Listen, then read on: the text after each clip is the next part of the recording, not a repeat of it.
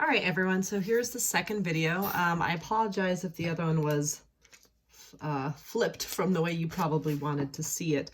Most of that was review. I think I've resolved the issue, and hopefully you'll be able to see this one normally. So just a quick heads up, if you want to check to see how you did, there is an answer key posted on that week at a glance, week 7. But otherwise, if you just want to take a quick look, you can pause your video. And this was practice 4. I just forgot to change the title. So it said practice 3, it's practice 4. Yours will say practice 4 though. So here's the next 4. And again, notice I highlighted the side I wanted to focus on. I labeled my sides with their HOA. And then I was able to make my fraction. So quick check. All right, moving on, we are going to be back on page 8. And so give me a moment while I adjust my papers. So sorry, it's a little wobbly. So we are going to be finding unknown sides right now. And there's 2 ways we can do this. One way you're already familiar with, and that's Pythagorean Theorem. And we're going to use that when we know 2 sides. Of course, there's going to be the right angle. So it's only, again, working with right triangles.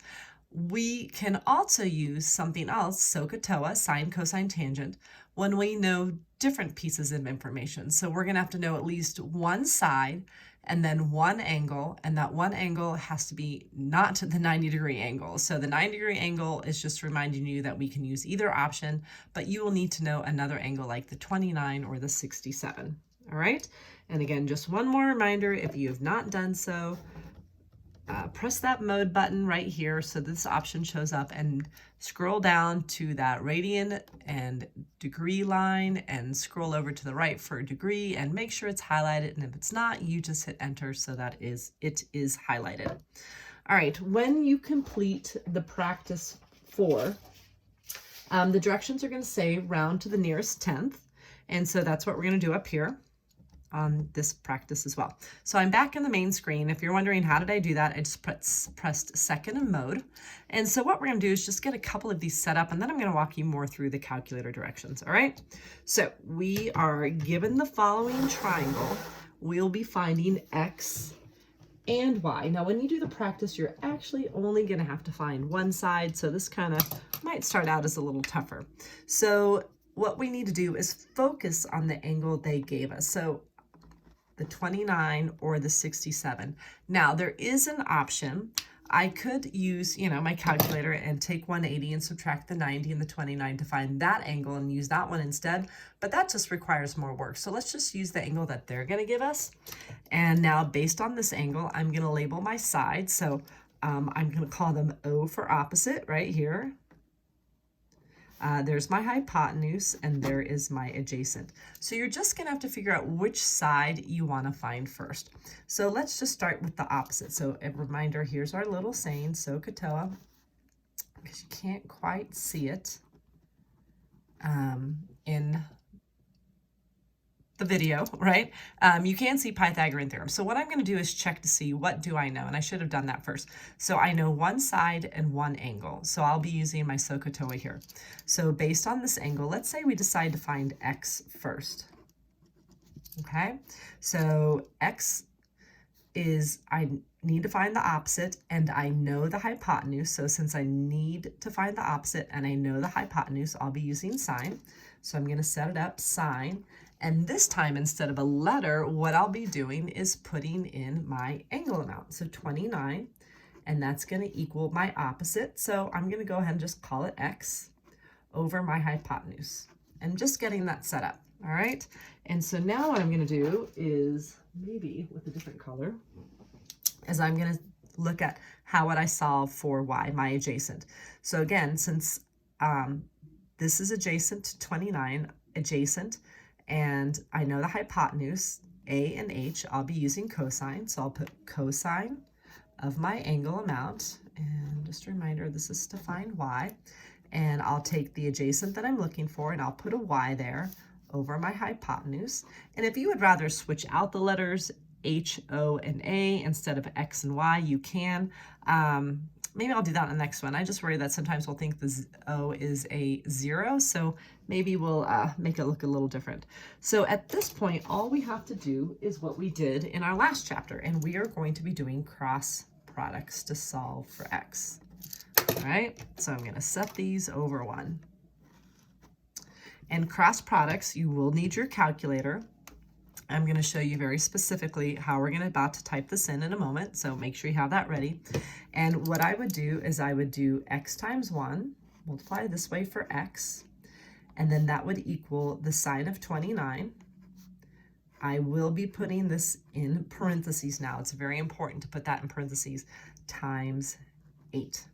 So all I have to do to figure out x is to go to my calculator now and type sine. Notice how the parentheses start, 29. You have to close those parentheses, times 8, and I'm going to round to the nearest tenths, and I'm going to get 3.8. So what we decided as a class, we would just cut the decimal off. We're not going to worry about rounding. If you want to make it 3.9, you can, but then I've got my missing side length, 3.8. And now I'll do the same for y. I'm going to do cross products, so y times 1 is y. And then I'll cross products this way, so I'll get cosine of 29. Your calculator will insist that you finish those parentheses, so times 8. And so to figure out y, I will go to my calculator now. I'm going to clear this. Well, I'll leave it in there.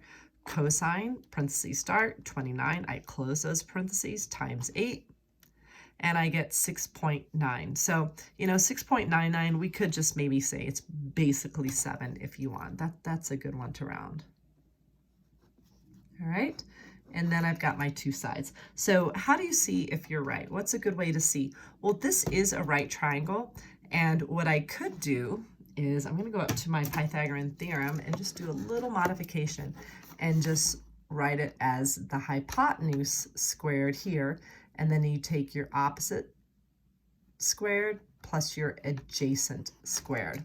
So now we did round these decimals, so just be aware of that. But what I could do is take my opposite and adjacent sides, which I now know, so I'll put them in parentheses, 3.8 squared plus parentheses 7 squared, and I'm going to get 63.44. So what is my hypotenuse squared? 8.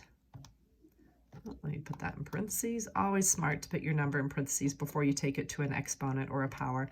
And notice we're not quite at 64, but that's just because we rounded. So our answer is really close to 64. All right. The more decimals we would allow in here, the closer we'd get to 64. So let's go to the next one. So first, based on this angle, this is still my hypotenuse. This is the side I could touch, so if you want to make it A and just write over it this time, you could. And then this is my opposite, and let me erase this and just write right over that X like I did with the Y. All right, so let's say that we are going to find the hypotenuse first. So what I have to look at is based on the angle, I know the opposite, and I need to find the hypotenuse. So that I'm given the opposite and I have the hypotenuse, opposite and hypotenuse, I'm going to use sine. So sine of my angle, and then I'll put opposite over the hypotenuse. And now let's say we're going to find our adjacent side. So again, based on this angle, I'm looking for the adjacent and I know the opposite. So adjacent I'm looking for, opposite I know, O and A is the tangent, so I'll use tangent of the angle this time, and I'll do opposite, so that's 11 over my adjacent. And now it's all about cross products. So I'm going to do, I'm going to run out of room here. I should have planned this better. So 11 times 1 is 11, and then I'll be taking, that would equal the sine of 67, that will be in parentheses, times h. Now this one's a little different because here I have to actually get h, and h has this with it. And I know that looks a little confusing, but sine of 67 is actually just a number. And so what I'd rather do is type this in than the numbers. So realize this is like all connected. You cannot separate the sine or the 67 because it's just worth that. So to get h alone, I'll move the sign of 67. And since it's multiplied to h, I'll use division. And then those would cancel out, and then we'd come over here and use division. And now I'm just going to go to my calculator and take 11, and I'm going to divide it by a sign, parentheses start, 67, close those parentheses, and I'm going to get 11.9. So my hypotenuse, when I'm done, I'm going to put it up here, is 11.9. All right, now for the adjacent, still same thing. I'm going to put this over 1 and do my cross product. So 11 times 1 is 11. I'll take the tangent of 67, and I'll take that times a, and now to get a alone, I'm going to move the tangent 67 over because I just want a, and this is all stuck together. This is a number. It's just easier to write this than that really long decimal. So to move tangent to 67, since they multiplied, I'll divide. And I'll come over here and do the same. And now it's just a matter of the calculator. To get a, I'll take 11 and divide it by the tangent of 67. Close those parentheses, and I get 4.6. So my a is 4.6. So 2 answers. Again, if you want to see if you're right, we've modified the Pythagorean theorem, take the opposite squared, the adjacent squared, and see if you get the hypotenuse. So opposite squared is 11 plus the adjacent squared, which is 4.6. And I get about 142.16. So if I take 11 and square it, and something is not right here. Oh, I didn't do 11.9. My apologies. So 11.9 squared plus 4.6 squared, then I'm going to get 162, and then that means I should be able to take, what did I do wrong? No, I'm sorry, I'm still not doing this right. I need to take 11 plus 4.6. I was right the first time, so let me go back. So 11 squared opposite plus 4.6 gives me that. And then if I take my hypotenuse and square that, my apologies, I don't know, it's not feeling very well. So you're going to see that they're close. They're not quite exact. Again, that's just because I rounded. So let's try a few more. So moving my paper up, and I'm going to quickly highlight the angle here. And then notice on example 3, they actually don't give me an angle. So that problem is going to be a little different. So how do I know which problem or which formula to use? Should I, and I should have moved this up, use SOHCAHTOA or Pythagorean theorem? So in this problem that I've already highlighted, I know one side and one angle. So I'm going to use sine, cosine, tangent. Over on this side, I know 2 sides. So I will be using Pythagorean theorem. So we'll save that one for last. And if it helps, it's just, well, a squared plus b squared equals c squared. All right, let's go to this one. So based on this angle, this is my hypotenuse.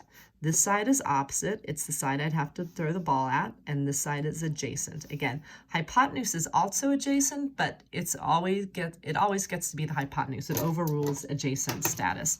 So we're going to be finding h, and we're going to be finding a. So let's say we want to find a first. So based on the angle, I know the opposite, and I'm asked to find the adjacent. I know the opposite, and I have to find the adjacent. So O and A, which means we'll be using O and A for tangent. So I'm going to take tangent of my angle, and then it goes the opposite over the adjacent.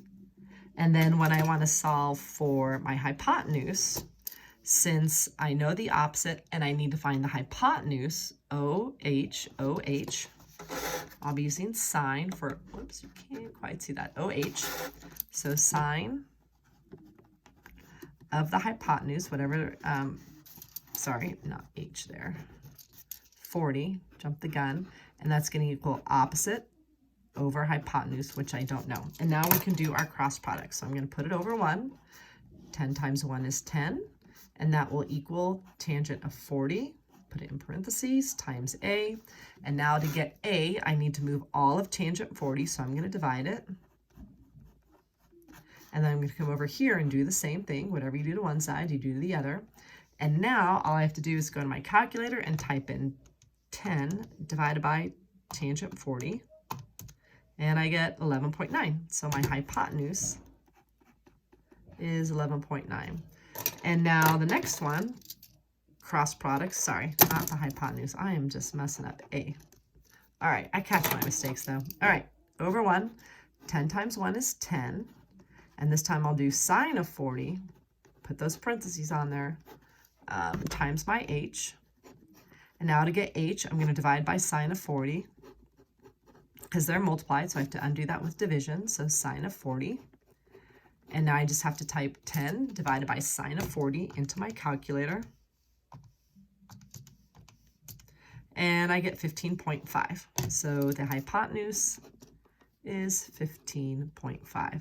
So what's maybe another way you could quickly check your answers? This is not a good way to do it, but the hypotenuse should be the longest side. My opposite, see how it looks shorter? That should be the smallest amount, which it's 10, and the medium side then should be in between those, and it is.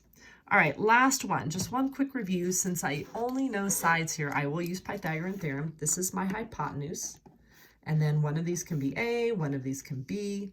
So maybe instead of A, I'll switch it over to X, but it's X squared plus, in parentheses, 4 squared equals 11 squared. Whoa, that's not very good parentheses. I will take 11 and square it, which, just a reminder, on your calculator, your squared button is right here. So put it in parentheses, 11, that's not good, 11 squared, if you don't know what that is squared, sorry, you can't see that, 121. And then 4 squared is 16. And now to get x squared alone, or x alone, I'm gonna first subtract my 16 over. So 121, take away the 16. And I'm gonna get 105, and now I'm just gonna get rid of the squared by square rooting. And if I take the square root of 105, again, we can just leave our answers as decimal, I'll get 10.2. All right, from there, what I want you to do, I'm gonna get this paper out, is I want you to resort back to your practice. We're going to save the last page of notes for another time when we come back together. And I want you to work on, oops, can't see that. There we go. On the back side, and you're only asked to find one side. So again, what I would do is highlight the given angle. These are all going to be SOHCAHTOA. Nothing will be Pythagorean Theorem. And then label your sides. So X, maybe you don't want X. Maybe you want to rewrite it as one of your HOAs. It is technically the H. This side is opposite. That is what I would have to throw the ball to. And if you want to put your adjacent here, you can, but you only have to find the one missing side. So again, with knowing O and having to find H, again, O and H, that's SO from SOHCAHTOA. So I'll set up sine of my angle, and then the opposite over my unknown hypotenuse, and then I do cross products. Round your answer to the nearest tenth, so if you want to round it, you can. Otherwise, you can just cut it off, and that's it. Thanks, guys.